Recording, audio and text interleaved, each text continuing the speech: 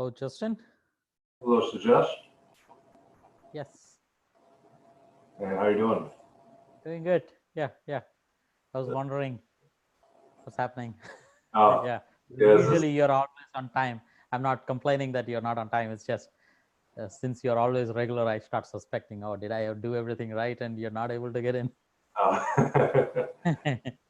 No, No. just working out, was a little slow getting here. Yeah, no worries.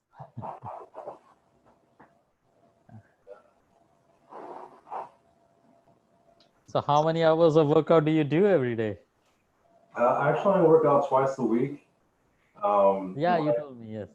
Yeah, when I do it though, I work out for a while. It's normally probably like about 3.5, 4 hours straight. Normally. Wow. Yeah, one of those really hardcore, huh? Good. Yeah. And did you begin this before you went into military, or is it after that? Before. It's probably like Before. Oh, so this is a long time. Okay, good. Nice. Okay. Angela. Hi. Yeah, I saw Angela in the morning.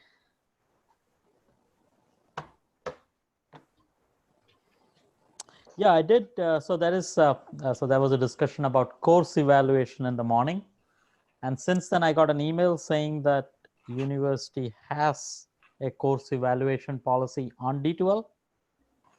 So there was an email from system, no reply. So I will forward that to you guys, and I will strongly encourage you guys to take the survey, because especially because they ask you about how did the online courses go, was it satisfactory and all. And especially if you really think that online is not the best way to proceed in the future, then I think you should strongly say that no, you don't like it. If you like it, of course, you should say it was okay. But I think these surveys are used for policy decisions in some sense. Are they going to send us a link, or how do we give our? I will send you the. I think I believe all of you guys should have got it, because this is from a system-wide surveys apparently. So I will send you a. So there is a video saying how exactly you can find the. So maybe you can try this. If you have D2L open in front of you, you should look for my course eval on the. First you click on the course.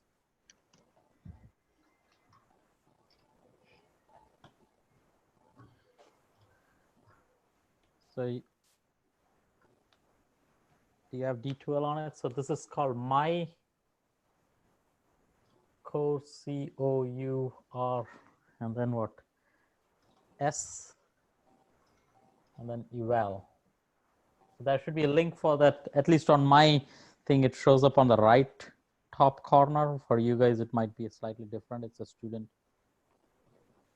view. Do you guys see it? Are you on that? Yeah, I have it on mine. And are you able to, if you click on it, is there anything? Do you see the? It opens up another window, but there's no survey available currently. Oh, no survey available. Okay, so it says, okay, here is the email. Spring 2020 course evaluations. Oh, I see. Are now underway. So it's not ready yet. Students and faculty started receiving emails with instructions this week. All students and faculty have access to my course eval anytime.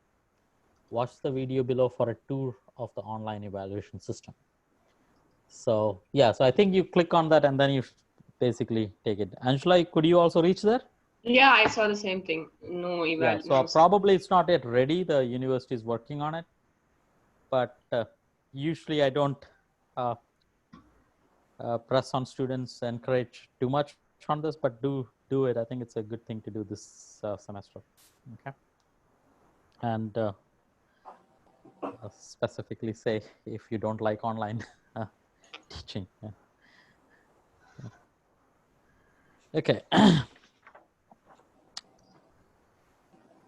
So everything, like everything due by all all due on May 6th, Wednesday. Okay. So this is when I will start working on the grades.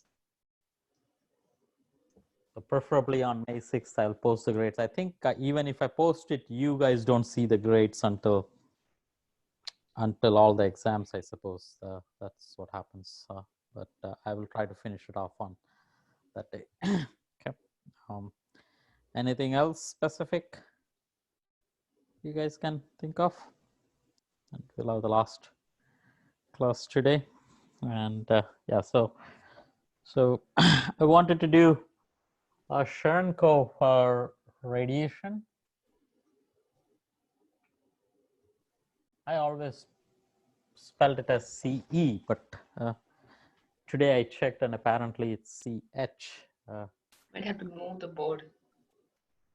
Oh, you have to move the board, of course. Sorry. Yeah. Okay. So this is Cherenkov radiation.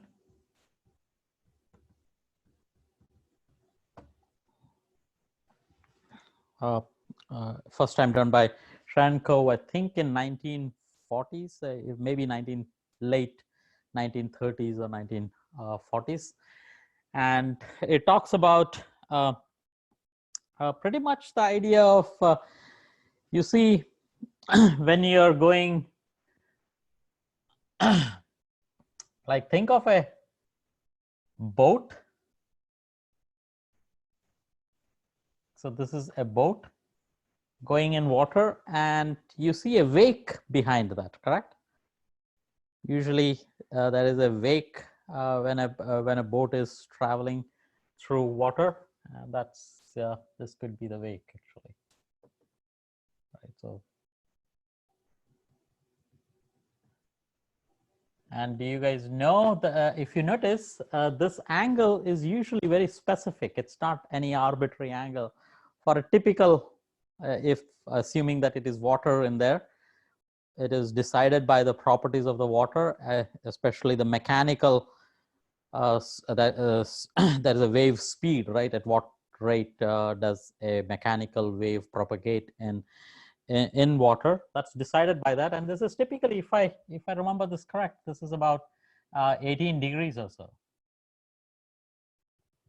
Okay, that's a very fixed number. So what is happening here is that when this boat was here, it emitted radiation at this angle. When it is coming here, it is down here, but since there is less time here, it could reach only till there. Then you go in this direction. So the whatever energy you've started, it went in this direction, and it is actually, so there is a radiation is all specific in a particular angle. At an instant, all the radiation is going only in one direction. That's a very characteristic of this wake. And this normal vector that is there, so there is a wave front if you want. So all the front is a straight line. Instead of a spherical wave, it is a line. The wave front is along a line at a particular instant of time. And this happens whenever anything is going faster than the characteristic speed of a medium. For example, a boat going faster than the mechanical wave speed in water, or you can think of a fighter jet going faster than speed of sound in air. And always this is happening. And here we are going to talk about Cherenkov radiation, a particle going faster than speed of light, but then speed of light should be interpreted as the speed of light in the medium. Right? That's what we're going to talk about. And it will be exactly the same idea, that there will be a shock wave that will be characterized by Cherenkov radiation, and we'll get the expression for that. So that's the idea. So what if V over C is usually always less than 1, but now in a medium, C is faster. Remember, refractive index is equal to C over V. correct? This is the speed of light in vacuum, and v is the speed, let's say c prime, right? What did I say? C over c in medium. Right? This is the velocity of the particle, right? So that's your n, and this has to be less than, so this, whenever this is equal to 1, this is when this happens, right? Actually, this will happen whenever this has an angle also, right? So that will be, we'll see how this comes about. So if not for this refractive index, this will always be less than 1. That's impossible to achieve. But if refractive index comes into picture, since refractive index is greater than 1, there is a chance that if the medium is having sufficient n, then there is a chance that this will come about. And we'll see how all this fits in. So let's go back and see our equations. We want frequency dependence. So what we talked about last time is that whenever there is a particle or any set of sources radiating, we derived an expression about how much energy is thrown into a solid angle, and also how much is stored or thrown into a particular frequency. Okay. And if we interpret this, there is a sign that shows up here. You can either interpret this as, if you're integrating over a sphere, how much energy is going out of the sphere. But if you were actually thinking of the sphere as how much energy is going out of the sphere, then you want to interpret it as a negative sign. So this is a matter of interpretation. We will look at it as a negative quantity, because later on we will see that that sign will compensate to that. But the interpretation is clear here, that how much energy is being radiated into a particular solid angle. So from the sources, it's going away into that. That's that interpretation, with including that negative sign. So that's equal to, and what did we see? We saw, what was the expression we got? 1 over mu naught over c, right? If I remember correct. There was a 1 over mu naught times c, and then there was r square, and there was c times the magnetic field in a particular wave vector. So k, remember, is omega over c times r hat, right? How much of this particular frequency is going in and in the direction of r, right? And there was a square, correct? Is that what we had? Can you check that? Okay, I have it here. And there was a pi, right? There was a pi. I don't see the minus though. Tell that again. I don't see the minus. Oh yeah, we don't. That's what I was telling. So last time when we were, okay, so when you have a sphere, right? We can usually what we do is there is a sphere here, and we talk about how much radiation is. Let's say this is going, or how we stay inside the sphere, right? Or how about this? How do you say this? Okay, let me go back. This is du by dt plus divergence of S is equal to 0 if there is no sources, right? This is our conservation of energy, and what we calculated is the divergence of S, correct? And if you were to take it onto the other side, so, or if you want to connect it with your power or change in energy with respect to time, so this is minus du by dt is equal to del dotted with S. And remember, S is equal to E crossed with H. So we started from here, calculated the divergences, and we put in the interpretation in this form. So that should be, I mean, best way to look at it is that yesterday, since we were just talking about this, that's perfectly fine as far as you interpret it as it's the energy going out of the sphere, but it should be negative. Okay, so this is, you can think of this as power P. Like power is the change in energy with respect to time. Either usually we say energy is lost, right? Lost into the space. But otherwise, you can also interpret it as if you're standing outside, you want to look at it as how much energy is coming out towards you. Okay. Did I clarify that? Like it's like saying, I think better way to put it is, let me clarify this. Okay. Usually we stand inside the sphere and say how much energy is going out. Right? You can stand outside from here and you say that, okay, how much energy is coming towards you. Mm-hmm. Here, there is more energy coming in, right? Change in energy is 0, and then you get an input from here. If with respect to this person, energy is decreasing. So there is initially I had some energy and I emitted something. So I have change in energy is negative.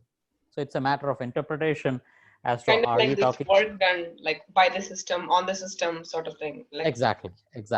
That's the thing. And here we are talking about, since a particle is going to be moving and you're going to be standing there and observing, you're saying that how much energy is coming into me. So you want to see it as a positive quantity, right? So that's the change and sign there. And I'm wanting to put that negative sign because later on we will see that there will be a sign coming in. We don't want to struggle there. So we want to interpret it in that form. But it is just, as you said, is it on the system or by the system? And where is my eraser? Okay. So with that point, and if you allow me, yeah, last time we did not write it, but typically I would say instead of introducing the negative sign there, last time also we should have had that sign in there and interpret it this way. Okay. And there was a pi also. I didn't write it a few minutes ago. So it's a pi there. And C times B of with respect to K omega is equal to R hat or minus R hat crossed with there was a mu naught over 4 pi.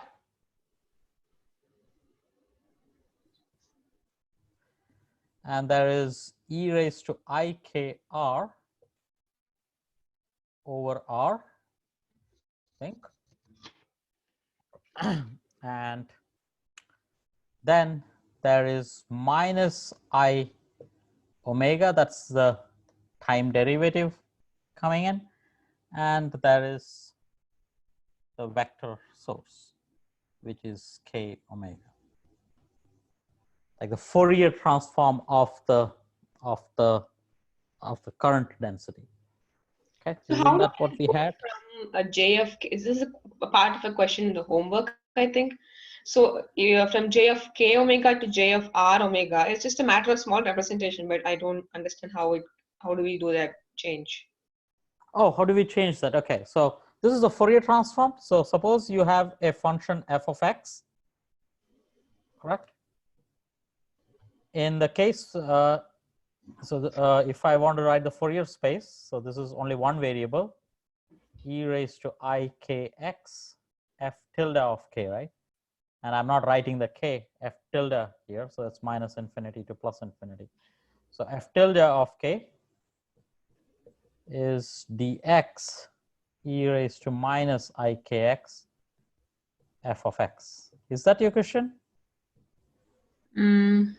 So this would be if I want to go from, say, J of K omega to KT, like the omega and T Fourier space, right? No, there is a Fourier space in time and there is a Fourier space in position. Yeah, that's what I'm kind of. So when you go, okay, so let me do this better. If I want to go from J of K omega to J of R omega, or vice versa, how would we do that? So let's say let me start with J of R T. Okay. This first you transform this in time. So this is d omega over 2 pi e raised to minus I omega t and j. And this should be tilde in principle, but I'm not writing it. That's R omega. Okay, that's clear. Now start from here and keep this as it is. Keep this integral as it is. D omega over 2 pi e raised to minus I omega t.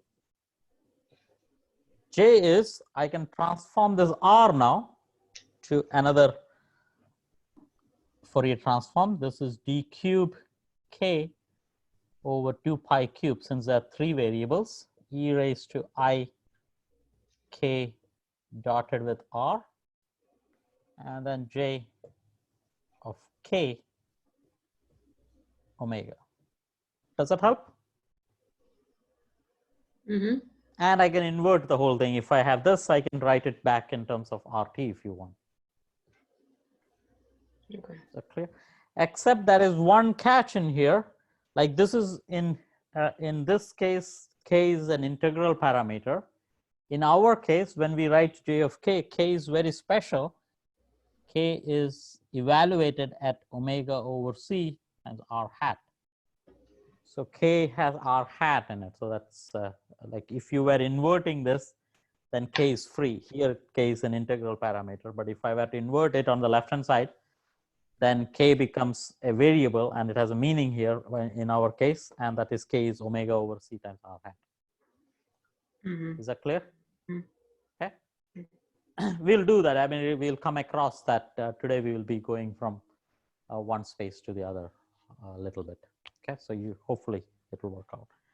And so for example, maybe I should, since it's part of the homework, I should give. So if you were to do the same thing in the opposite way, j of k omega inverse would be actually, so dt e raised to I omega t and d cube r, sorry, that is exponential, right? Yeah, I did write the exponential, sorry.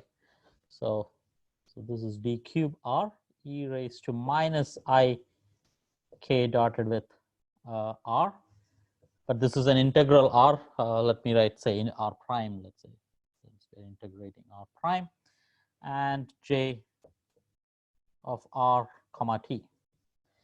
So most probably in the homework, you're provided j of rt, how like there is a loop antenna in which the current is known, right? This is given to us. And then you have to evaluate this integral, that gives you k of omega, right? Where k is specific in this case, k is evaluated at omega over c times r hat. Okay, good. So that should help you with the homework. So probably j is in a loop of wire. So it has 2 delta functions. So immediately 2 of these integrals gets done. And that is a sine omega t. So that will make it another delta function. So there will be a lot of simplification in that. Again, ask me. Feel free to ask even afterwards, even after the class. Okay. Anything else? Shall I proceed? Okay. So let's stick to this, and so that's the expression we have for the magnetic field, correct? So that is so this has to be replaced by this quantity. Notice this is going to be squared.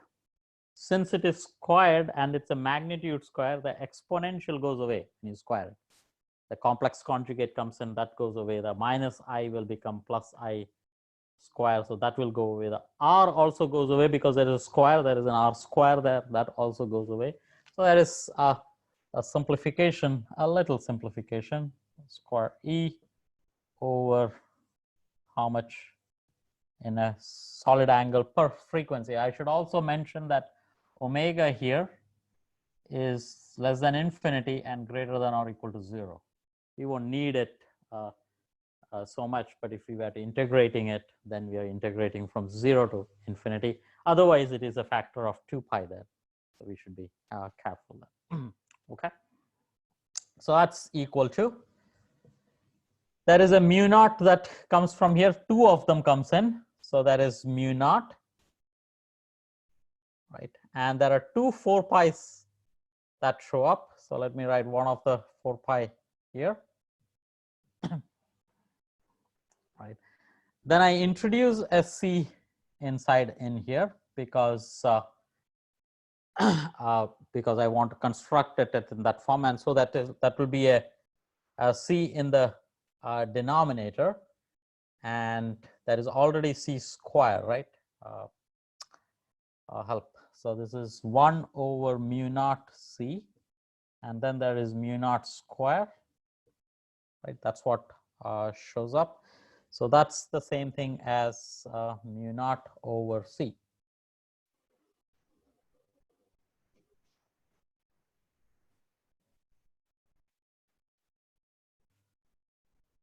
There is only one c that stays in the denominator, right? Because Yeah, the other thing is because there the are 1 c in the denominator.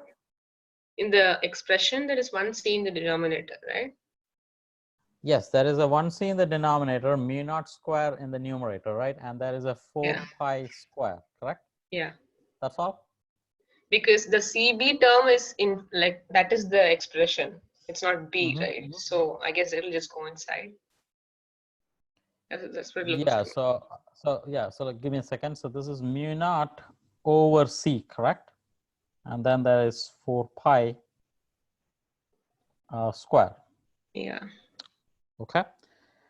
And what I want to do is instead, so c is having a, introduce a c square here.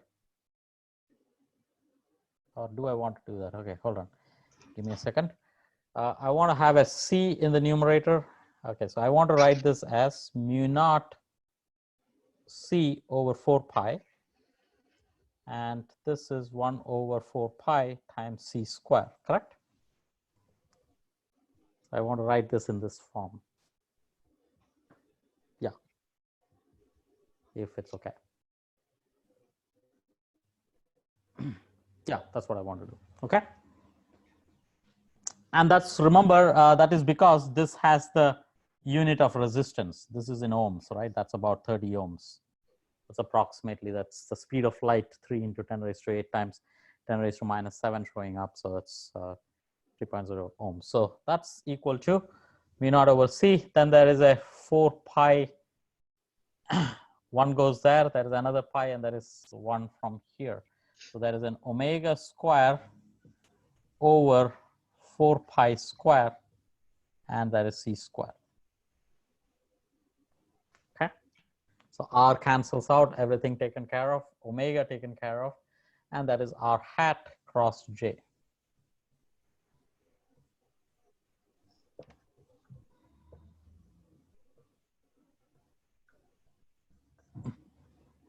Agreed? So that's omega square comes in, r cancels out, mu naught over 4 pi a, took care of it in this form of writing. And one should compare the dimensions, right, at this stage. Okay, suppose I erase this. Remember, on the left-hand side, I have the dimensions of joules second, right? Omega is 1 over frequency, that's joules times second. On the right-hand side, I already said that this is resistance, correct? So resistance I square R has the unit of power. So this is resistance R, let us say, dimension of R. And this is 1 over time square. This is 1 over time square. So there's 1 over length square showing up here. Okay. And what is the dimension of J? Just a quick question, Shajesh, can you go back to Yeah. the omega? You said that's 1/joules times seconds. Is that what you said? Yeah, here energy is joules and frequency is 1/second, right? Okay, So so it's I thought you were 1/second saying. that goes in the numerator. Okay, I didn't understand. I thought you were saying omega by itself was joules times seconds. That you're saying the energy in omega. Oh no, maybe I spoke wrongly. Yeah. I think while I'm thinking, I don't talk straight. I think I keep gobbling up half of the sentence. Yeah. So sorry. Yeah. So this is energy is in joules, frequency is in hertz, which total me and solid angle doesn't have any dimension, so it's joule second on the left hand side, right? On the right hand side, this has the dimensions of resistance, and remember, I square R is the dimension of power, right? So that's joule per second, correct? So that gives you some R there. But now we have J. What is the dimensions of J? Current density?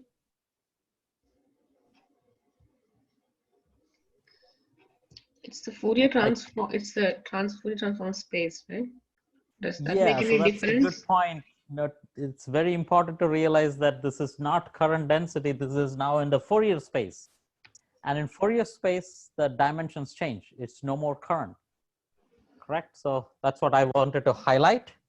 So J of K is actually having an integral in K, right? Or in space, d cube R times J in R. So that is L cube times current density itself, but current density is in time also. So there is a time also in there. And current density is charge, which is Q. Let me write that as Q times velocity, which is L over time, and per unit volume, so which is L cube. Sorry, what was that? So there is charge and d cube R has So, 1 by volume dimension, is it? So J of K of omega, when you write this, I think we wrote it just now, d cube R, right? Then there is an exponential. Then there is a d cube d of t, another exponential. Like, Oh, screen. I'm writing underneath. Bad. Okay. So J of K omega, we just wrote there is a d cube R times exponential. I don't care for the exponential because we are talking about dimensions. There is another exponential, and then J of R of t, correct? So dimensionally speaking, this is L cube time, right? Integral, and J is charge times velocity per unit volume. Like charge times velocity is J is equal to Q times V times volume. Like that's a current per unit area, if you want. That's another way of looking at it. So that's charge Q times L over T and 1 over L cube. Right? So L cube cancels out, T cancels out. So this is charge times length L, which has to be squared. So that is charge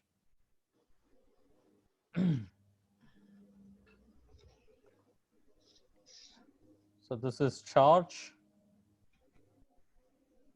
times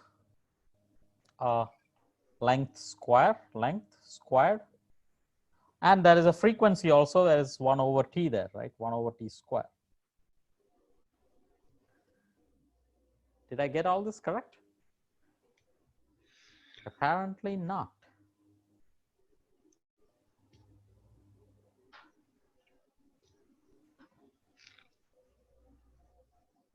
No, there is no T here, right? So chi. So this is just, yeah, this is because omega I cancel with the C.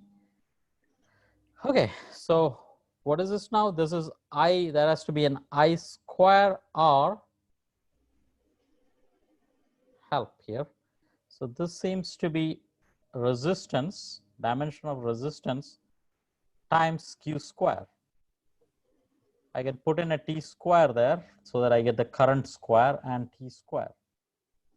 Yeah, that's okay because this is power. So this is joules per second times second square, which is exactly second, joule times second. So it's okay. Right, I got Q times L from here. This has a dimension of Q times L. L square cancels, so it's basically Q square. But to compare it, I say I wanted to go to I square R because then I know it's the power joules per second. So it works out well. This fraction, yeah, okay. Okay, so it works out well. So if I erase all this, shall I erase? Okay.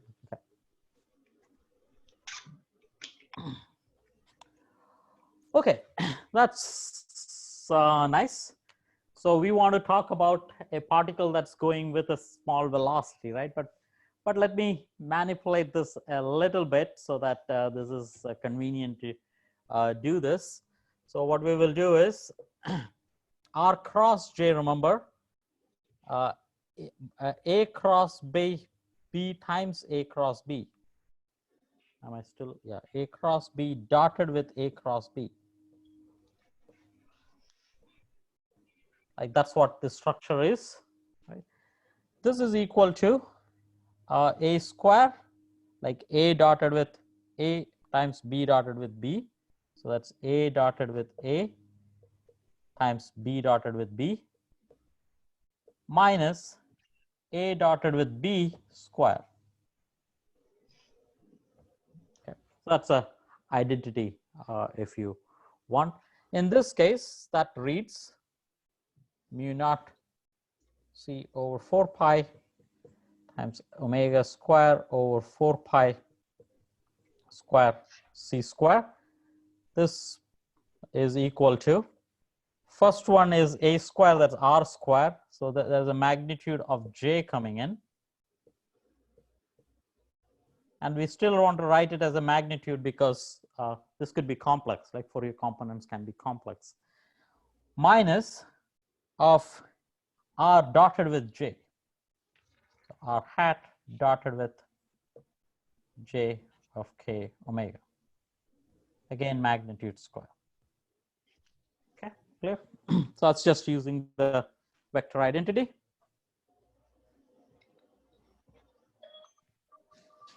Okay. But I want to do something with R dotted with J. Remember the conservation equation, we have d rho over dt, all in normal space and normal time, not in the Fourier components, times del, or the divergence of J or T is equal to 0. That's charge conservation, right? Conservation of charge gives you that equation. If I were to go into the Fourier space, both in space and time, so I go into the frequency space and into the wavelength or wave vector space, derivative in time becomes minus I omega, and rest everything keeps, K becomes omega, sorry, R becomes K and T becomes omega, and all these are tilde functions. They are not the same functions anymore. Plus IK hat, or sorry, IK vector dotted with J K omega. This uses the fact that in the Fourier space is got by all the derivatives become the respective wave vectors, either the frequency, I times the frequency, or I times K. And the time derivative comes with a minus because of the way we define the Fourier transform in the time space. And K, remember, is being evaluated at omega over C times R hat. That's a specific evaluation here. And that gives me, so this will be omega over C. So omega cancels out, I cancels out, and I get R hat dotted with J of k omega. K here means omega over c times r hat, right? That's equal to, omega gets cancelled, I also gets cancelled, and that's simply 1 over c times rho of k omega, which is what shows up in my expression here. Right? So I can replace this with c times that quantity. Okay, clear?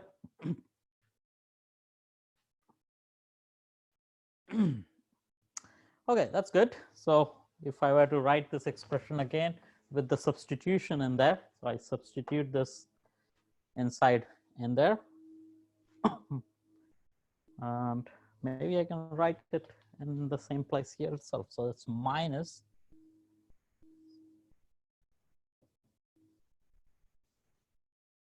per unit frequency per unit solid angle. I interchanged it for some reason, I don't know why. So that's mu naught c over 4 pi, which has the dimensions of resistance, omega square over 4 pi square. And let me put the speed inside the brackets. So I have 1 over c times j square. With the k and omega understood in there, I'm just saving space here, minus of, maybe I can write the dependence also. So this is j of k omega over c square minus rho of k omega magnitude square. Okay.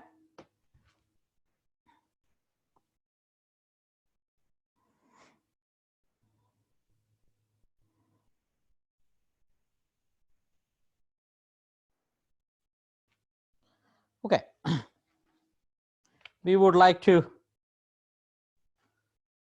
calculate this. So I had to proceed to calculate J, and I'm doing a very specific problem in which a charge, a single charge, right, a charge with say charge Q is moving with uniform velocity V. That's my problem, right?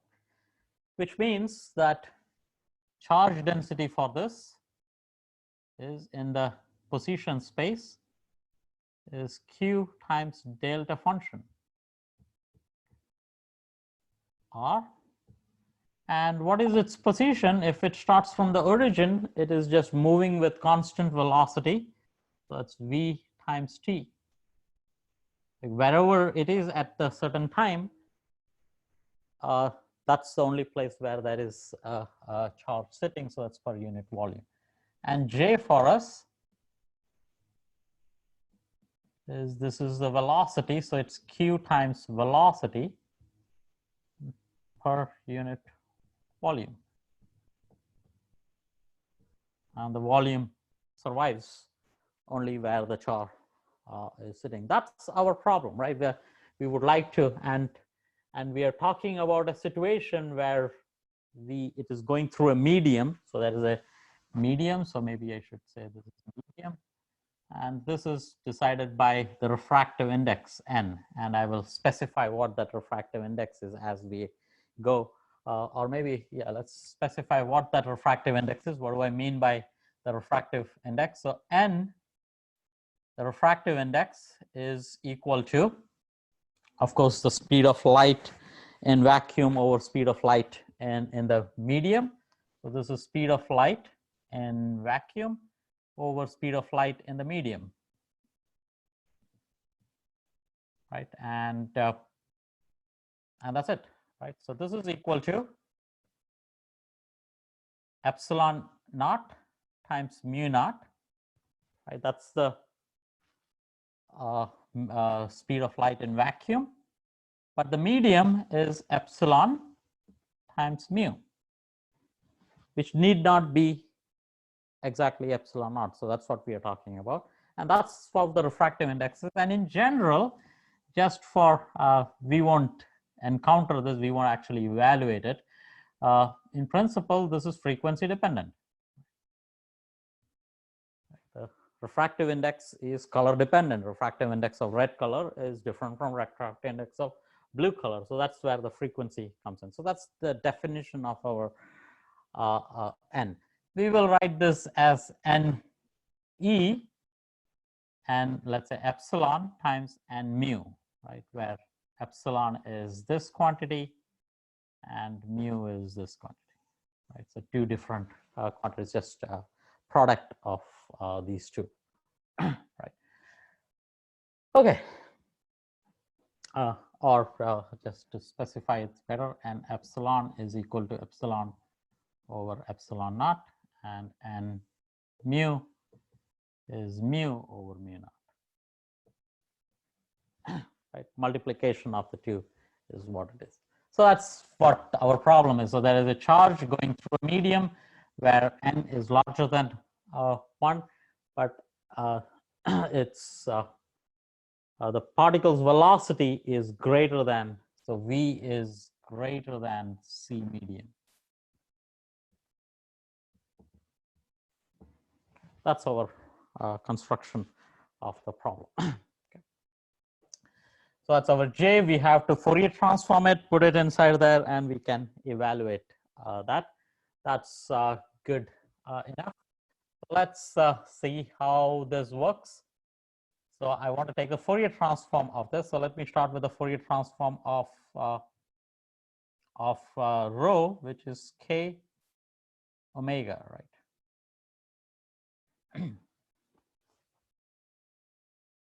Okay.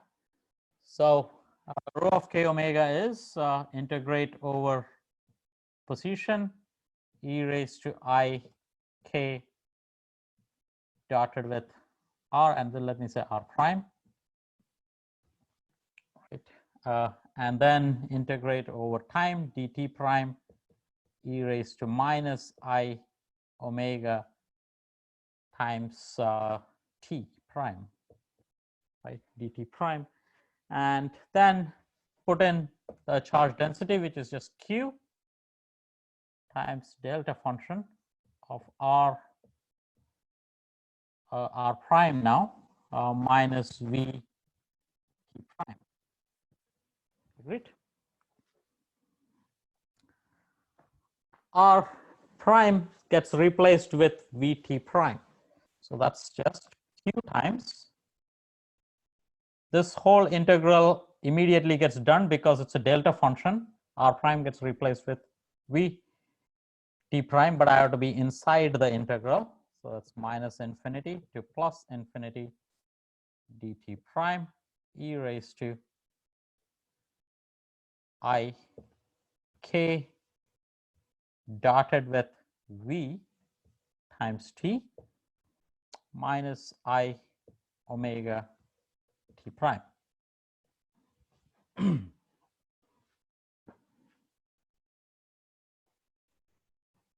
Okay. That's the same as,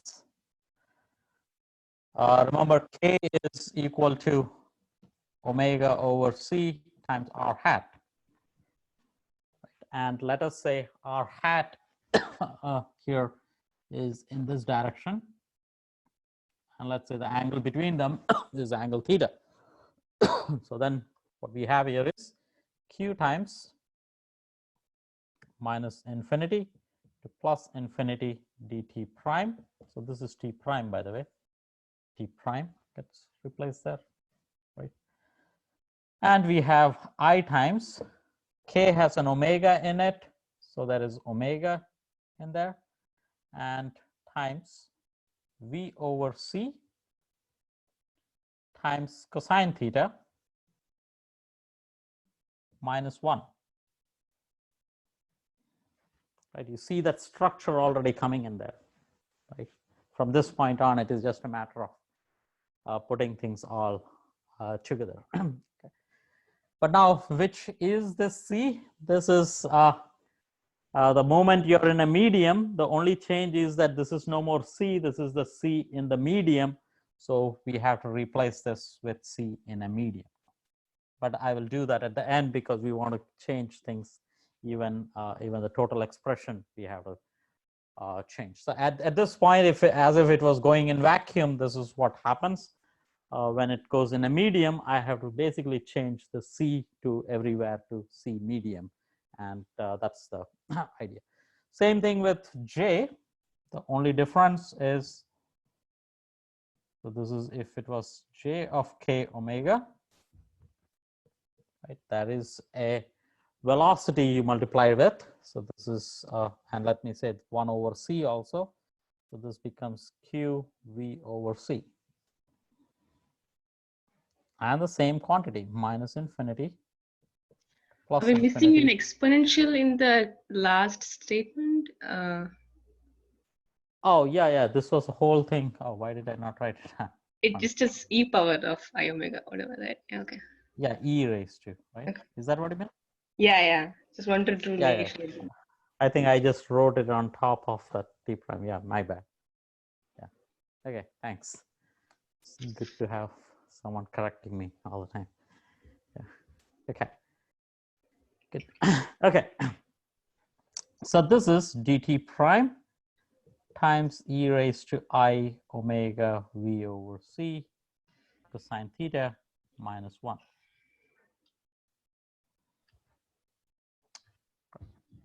In fact, I can go one step further, right? Or no, what did I do wrong here? Sorry. There's a mistake here, right? Sorry, there's a T prime there, right? There's a T prime and an omega, sorry. So this is I times T prime. I think maybe that's why I was thinking. There's a T prime also there, right? T prime. Common T prime, right? And same thing here, there's a T prime. Okay. What is that integral equal to? That can be done. Mm-hmm. Is it delta? It's a delta function, Delta. correct? Of course, that's a delta function. So that's equal to, can I write? So I still have space. So I should have done it right here itself. So this is equal to, yeah, let's change board space. So that's equal to Q times V over C times 2 pi times delta that survives whenever the argument of this delta function V over C times cosine theta minus 1 goes to 0. Correct? Is that clear? Is Angela frozen or? Oh, we lost Angela. So, Justin, are you there? Justin, I cannot hear you for some. Oh, I think you're muted. Oh, yeah, I was muted. Yeah. Okay. Okay, what Angela? happened? I got kicked out in between. Yeah. That's what we were saying. You got frozen on our screens, and then Justin was muted. I thought, okay, I have lost Justin also. I thought for a moment. Okay. Yeah. Okay. Good with me. Okay. We were saying that this actually is a delta function, and when does the delta function contribute? The delta function contributes whenever the argument of this is equal to 0. Okay. And when does that become 0?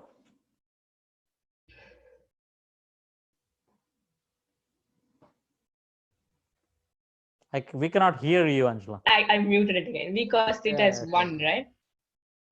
V cos theta being yes, whenever V cosine theta, V over C cosine theta equal to 1. And when does that happen? So this will contribute whenever V over C times cosine theta is equal to 1. Correct? When does that happen?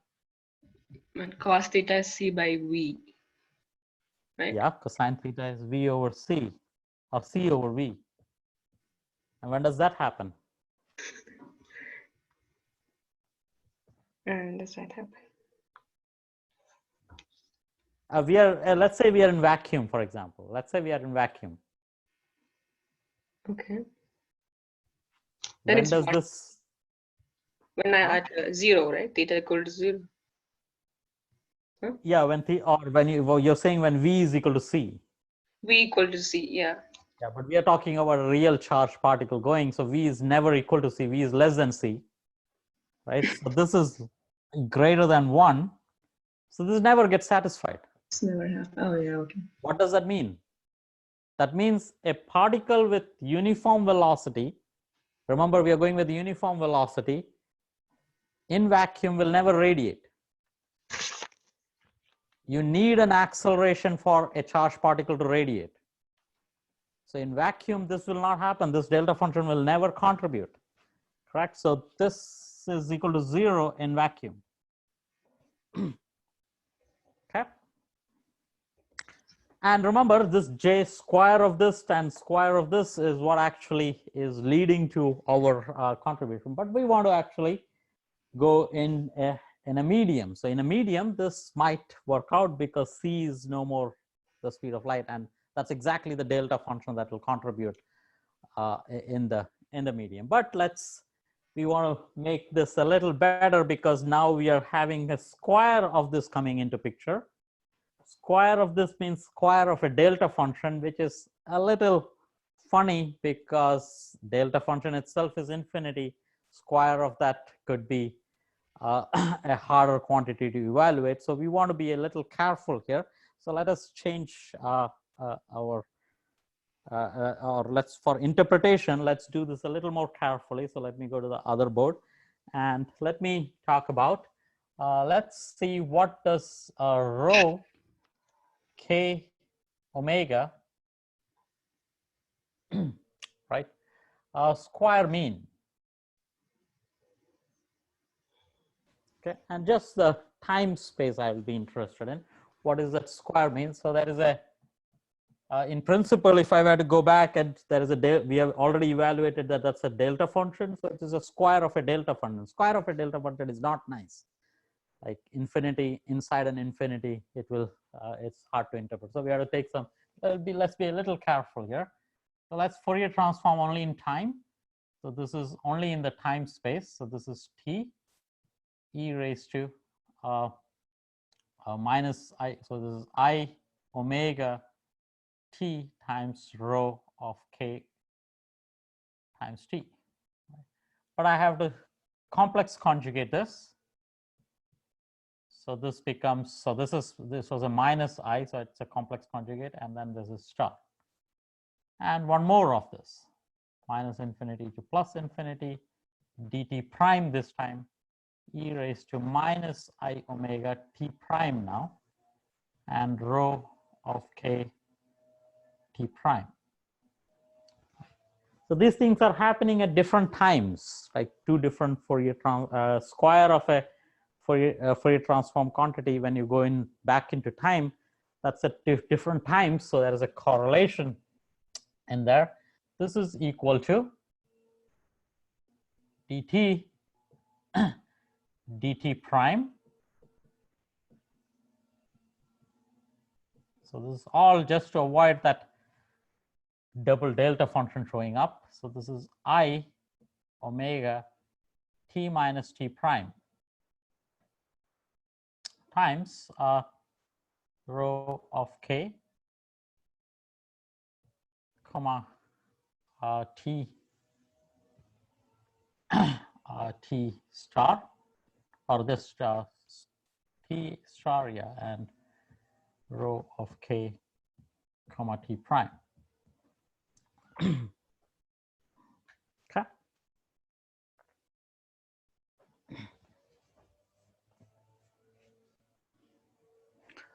Okay, so what is here? So next we make a substitution. I want to, so this is actually real interpretation involved in here. So we will substitute a capital T for t plus t prime over 2. So that is an average of the two times. So this is a squared quantity, and we are actually taking the squared function where all the times are coming into picture.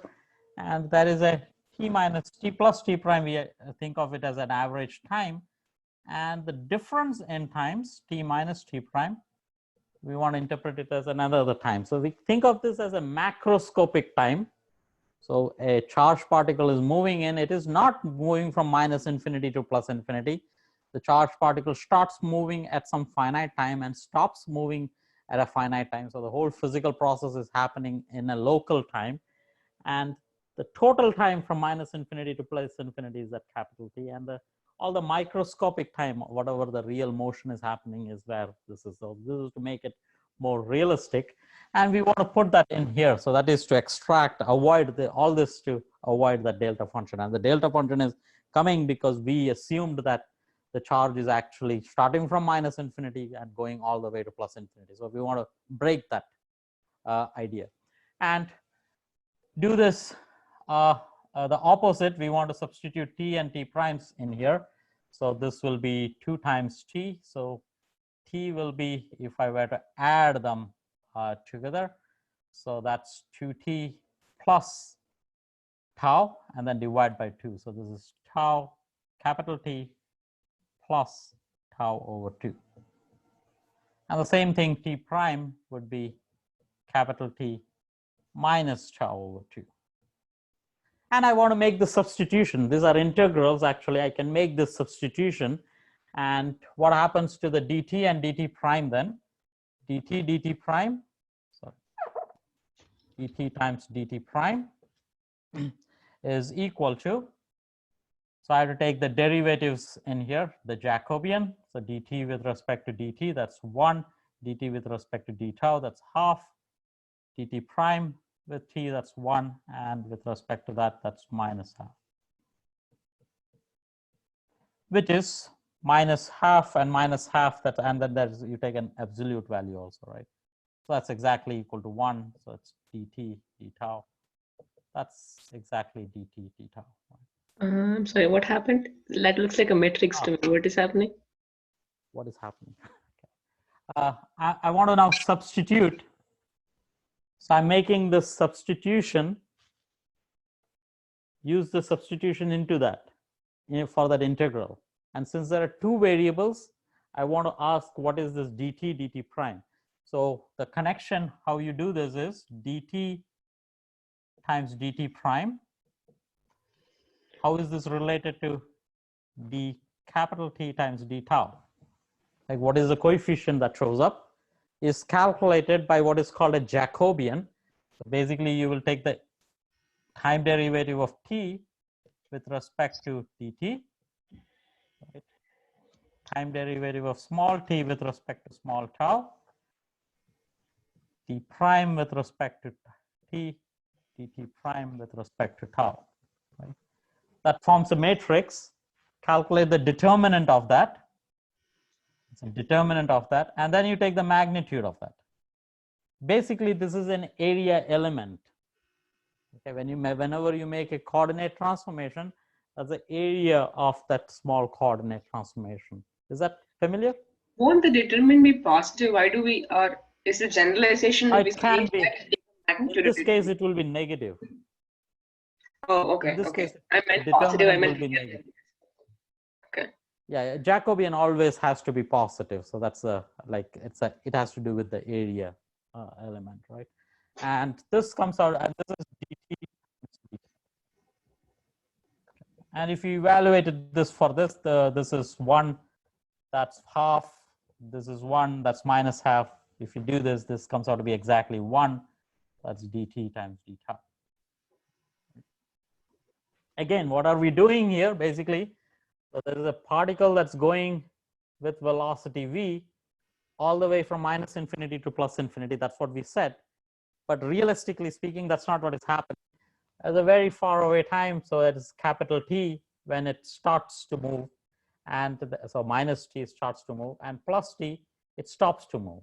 So there's something like this happening. So there's a step function in time, right? That's the capital T. So this whole time, the long time is the capital T. That's the interpretation, if you want. That is why we are getting this delta function, because we are having that infinite time into picture. So we want to exploit or extract that out. So this is a careful way of extracting that. So if I were to do that, then rho of k omega squared becomes, I'm still in the board, Yes. Then this becomes dt d tau, and the limits, since it's going from minus infinity to plus infinity, that's okay. So it's minus infinity to plus infinity, minus infinity to plus infinity. And notice the exponential now has only tau. Think of it as microscopic time, right? I omega tau. Suddenly I don't have any capital T in there, but it goes into the row there. So maybe we don't escape it, but in our problem we'll escape it. So this is T is capital T plus tau over 2,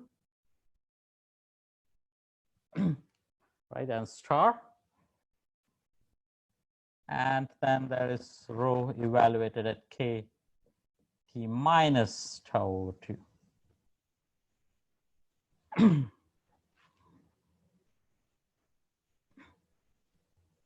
Right, and remember tau over 2 is somewhere here, right?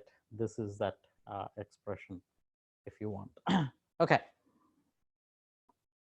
So that's what it is. And now let's go back and write our expression at this stage.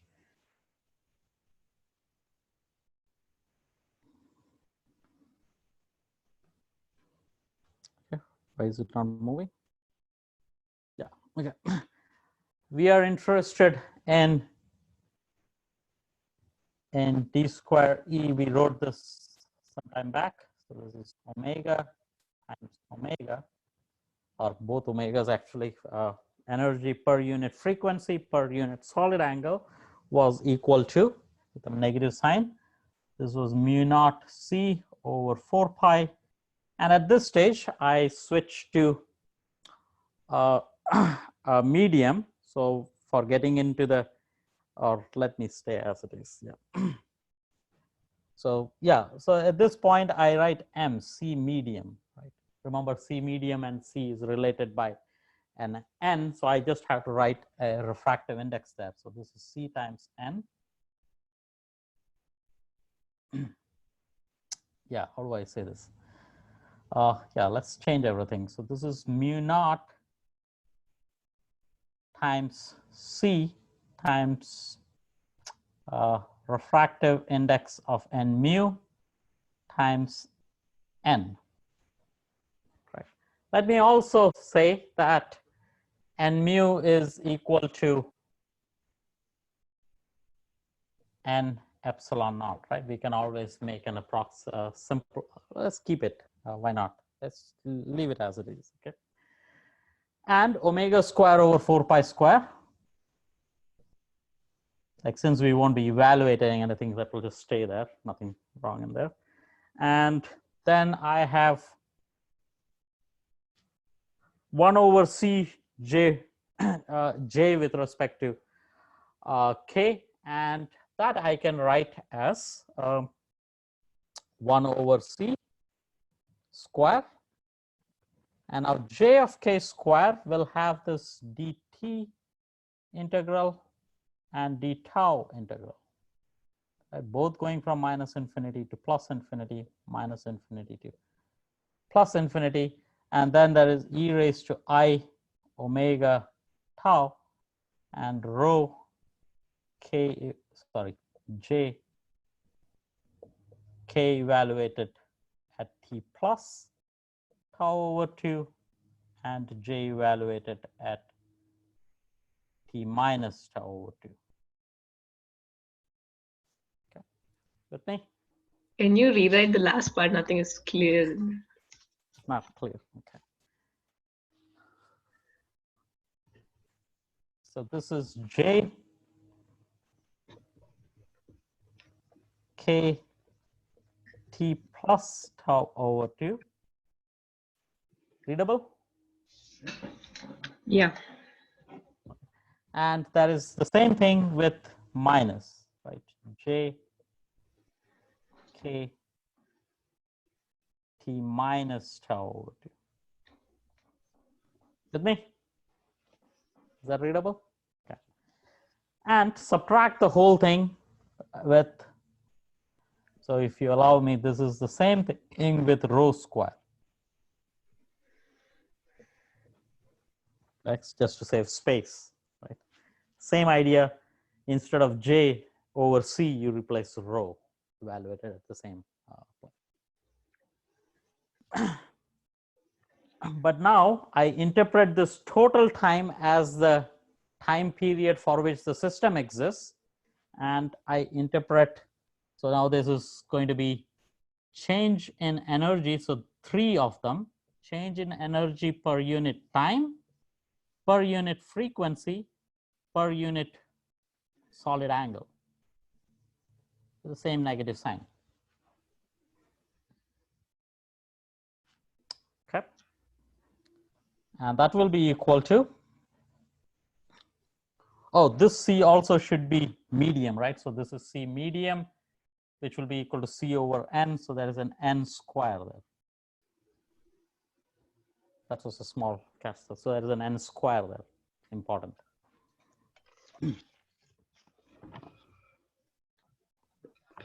So that's equal to mu naught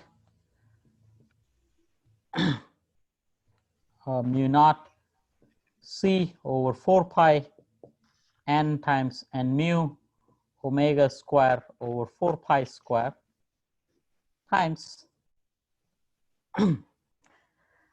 this has, remember J now we already evaluated, has a delta function in there, but I want to write it as, yeah, 2 pi times V over C, and this will be equal to Q square times V square over C square, but there is an N square now there over C square because it's in a medium, and Q comes from the expression, yeah, it's on the board there, right? So this is J is given by this. This is the delta function that sits in there. So I can use that at this point because now the cancellations work out with the T very well. So one of the T I have absorbed it as the total time. So that main idea was that the double integral is gone, and that's just this. So this is equal to delta, and that is -1 also here. Or cosine, no, this is -1 times d tau integral minus infinity to plus infinity d tau exponential I omega of tau.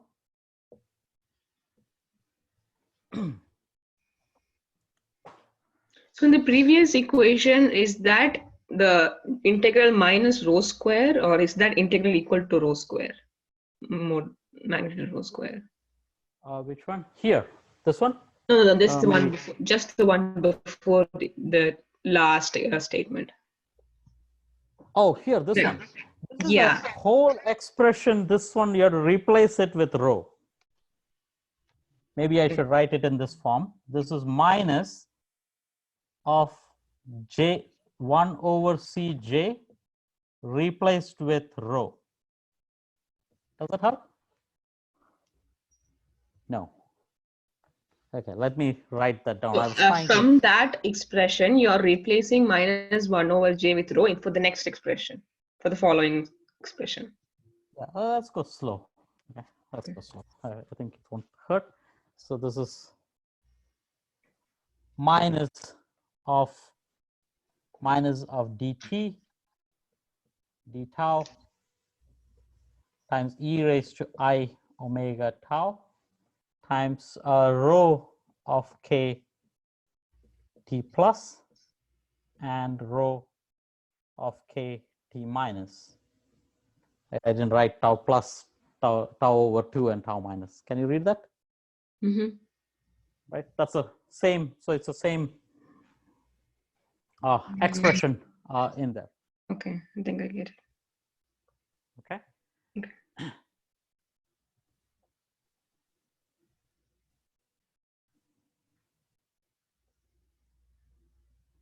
Okay.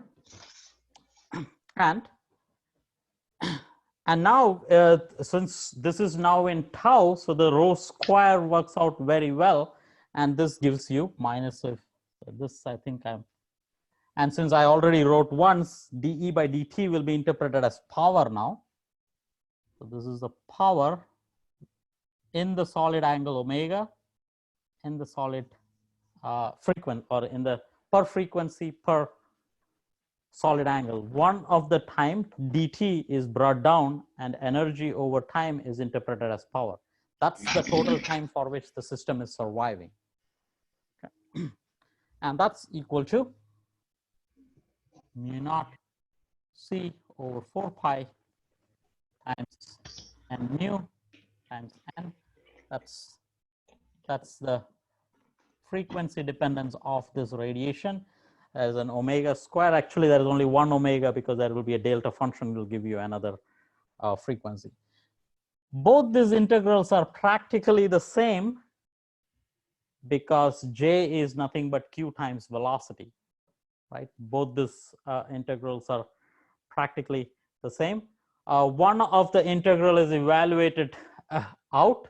That helps you put this all together. And this, if you allow me, this is rho of k times t plus omega. So where should I do this? Yeah, so let's do this slightly. Let me go to another board space.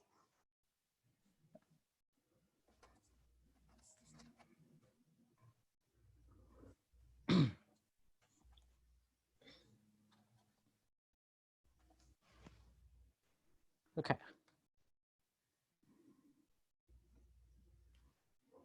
So we have to evaluate d tau, right?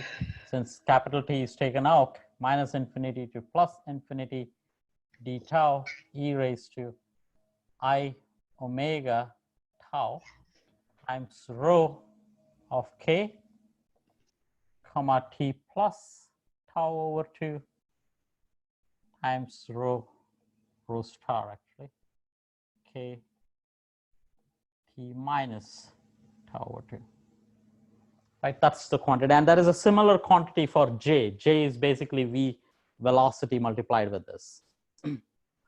Great. This is equal to minus infinity to plus infinity dt d tau e raised to I omega tau. I know. Do I know this expression here? K of omega, right? I know k of omega. Or do I know? What do I know is k of omega. Help here. Where is the expression? Yeah, k of omega. So let's put d cube r also in it, right? So yeah, let's do one more thing. So this is d cube r. No, d cube k. So d cube k is, yeah, d cube r e raised to I k dotted with r prime times delta function itself, or sorry, rho in r and t plus tau over 2. Right, that's one piece, and this is starred, so this is minus, and this doesn't matter because it's real, and multiplied with d cube r double prime e raised to I k dotted with r double prime and rho of r double prime, this is prime, dotted with t minus tau over 2. These are delta functions, so that comes out. So this is q times the delta function, right? So this is q square times minus infinity to plus infinity d tau e raised to I omega tau. And this is a delta function in here, r minus, let me do that clearly, e raised to minus I k dotted with r prime probably this could be simplified. I should have gone the other way to begin with. So this is d cube r prime minus v times t prime, right, where t prime is t prime was t plus t minus t over 2, t minus t over 2 t plus.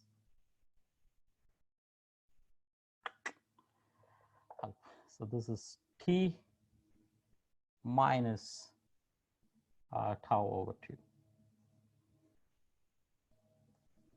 Is that clear? So this was t prime. So but t prime I assumed was tau minus tau over 2. Same thing, d cube r double prime e raised to I k dotted with r double prime and delta function of r prime, r double prime now minus v t, and this was, I think, let me write this way, v t plus v tau over 2, and in this case it is v t minus v tau over 2. Okay. When I get it this replaced, the point is that this t cancels out in these exponentials. Evaluate both of them, q square minus infinity to plus infinity d tau e raised to I omega tau, and r prime here gets replaced with vt, r double prime gets replaced with vt. Both of them cancels because it's a squared, but the tau actually adds up.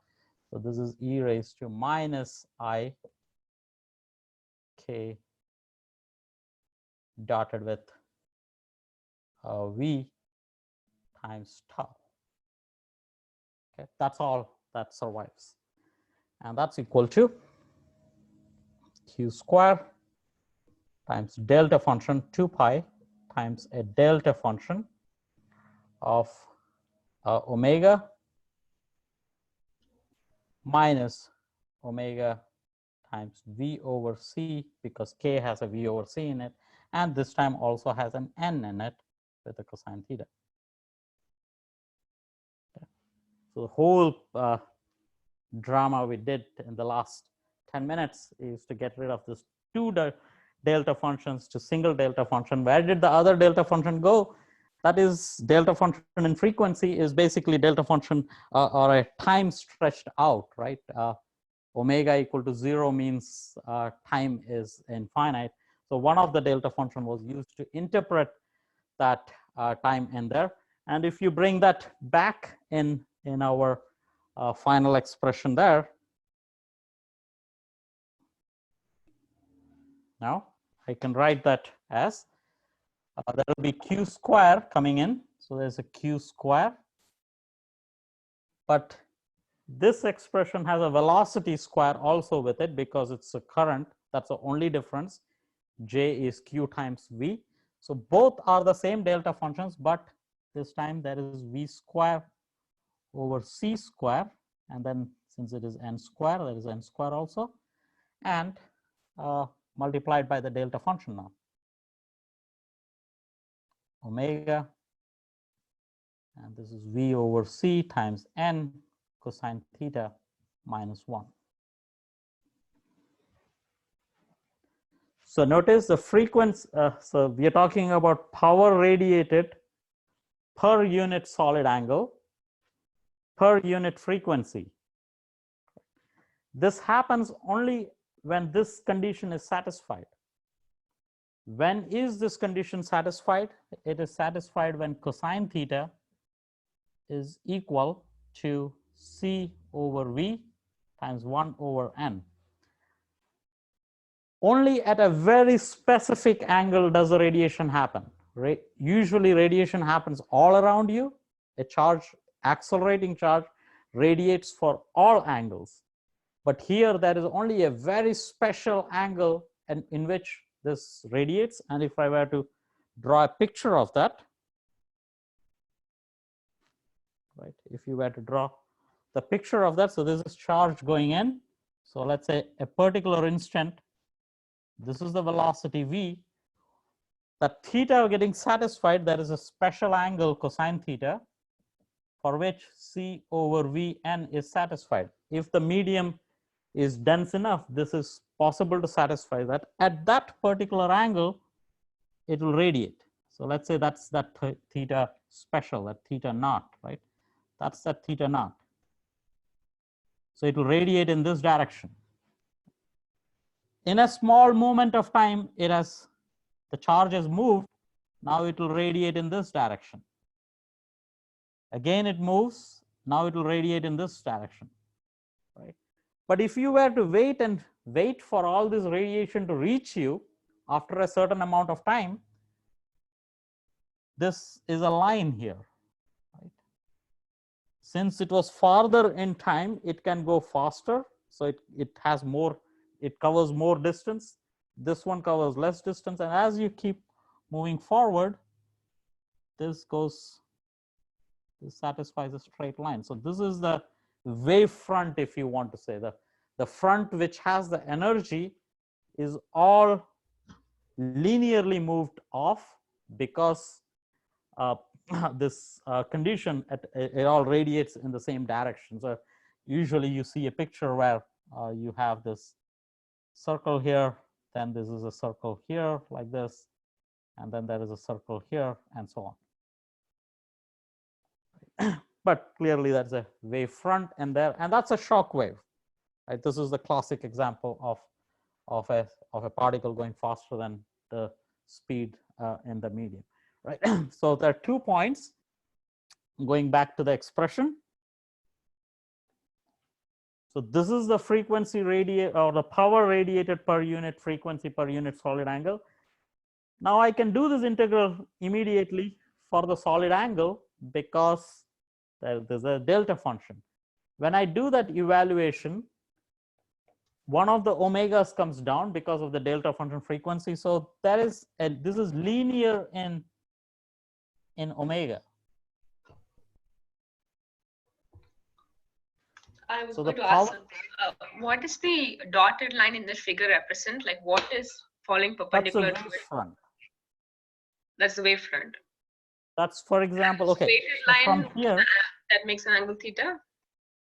Yeah, this is the same angle, right? So this will make an angle theta with respect to this line. So this wave front will have 90 minus theta. Like the wake that is formed behind the boat is 90 minus the angle here. So what is happening here is this is a velocity v. Your observation point or the radiation in what direction is it radiated, that's in angle theta, correct? But as the particle is moving forward, the radiation from this point has reached here at a certain instant when the particle is here. The radiation from here has reached there. The radiation from the next point has reached there. And they are all on a line at a certain instant. Is that clear? And that line is the farthest the radiation has reached. They are all, that's a wave front if you want. When you drive a boat, behind the boat, there is a wake, right? Energy has not reached beyond that wake. And all the energy is concentrated on that wake at an instant if you want. Right? Radiation started from here and went in that direction. That's it. Right? All the energy is completely concentrated on that line. There is nothing, there is no energy anywhere else. So it's a delta function in that sense for that particular angle at an instant if you want, but as you go and collect the time, they all reach here. Did I explain that reasonably? Yeah. Okay. So 2 properties of this expression. One is that it is for a unique angle. Radiation happens only for a particular angle. Secondly, it is linear in omega. It is omega square here, but there is an omega that comes out if you were to integrate with respect to, so remember delta of a times x is equal to delta of x over a, right? So due to that property, there is a frequency that comes down. So it is linear in frequency. Radiation is linear in frequency. That means between red and blue, which one will have more component in it? Will there be more blue or more red if it is proportional to frequency? Blue. Like blue has more omega in it.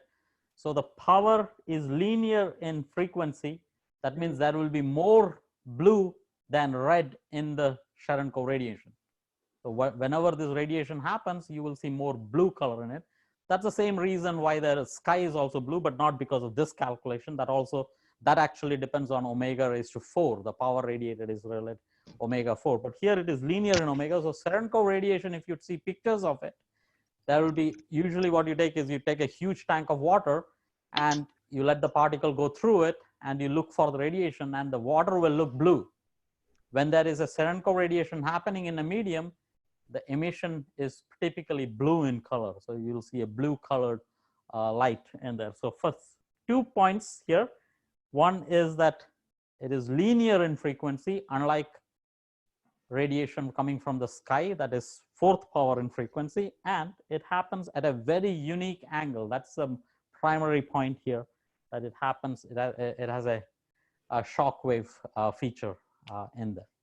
Okay, that's our result. I mean, one can go and analyze this further. You can integrate with frequency, integrate with omega also, and do those calculations, but we will stop here because this gives you the primary features often of that.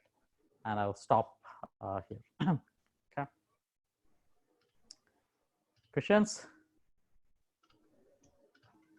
Sorry, I had to extend further on the last day of classes also, but that I had to stop. I had to finish that. And thanks for listening all through the semester. Thank you. Good. You guys were nice. Yeah. And good luck with whatever you guys do after this. Justin, probably you'll be graduating, I suppose, right, in the summer? Yes. Yeah. Right. Yeah. So good luck with all that. Thank you. Yeah. Feel free to say hello anytime. And yeah. And I'll post the grades on Wednesday. That's what my plan is. As soon as I get your homeworks, I'll get it graded as quickly as possible, and then I'll put the grades on, and that's all, I suppose. Yeah. And feel free to ask questions. You're allowed to write to me, and we can meet on Zoom for the questions. And yeah. Anything else I can think of? Yeah. And I have to Okay, rush to good. the bathroom, so that's all. Yeah. I'm gonna leave. What did you say, I Angela? have to rush to the washroom. Oh yeah, please go. Yeah, this is a long time I kept you guys. Bye. Yeah, Bye. bye, Angela. Yeah. Bye, Justin. Bye. Okay, Justin. Bye. Good luck. Thanks. Yeah, feel free to contact me anytime. Yeah, and good luck with your Thank you. future. Yeah. Okay. Bye, Justin. Yeah.